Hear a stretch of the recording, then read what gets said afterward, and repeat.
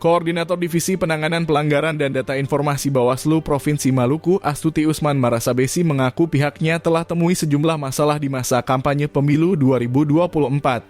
Berdasarkan hasil pengawasan, kami menemukan beberapa persoalan kampanye yang terjadi, kata Astuti, Selasa 19 Desember 2023. Kata dia, pengawas pemilu seprovinsi Maluku terus berupaya untuk mewujudkan kampanye pemilu yang tertib, aman, dan damai. Sebelum pelaksanaan kampanye, kami telah menyampaikan imbauan kepada peserta pemilu agar melaksanakan kampanye sesuai aturan yang berlaku, ungkapnya. Meski begitu, Bawaslu terus melakukan pengawasan dan memaksimalkan pencegahan. Lanjutnya, Bawaslu tidak hanya fokus pada kerja-kerja pengawasan saja, namun juga melakukan pencegahan terhadap pelanggaran pemilu.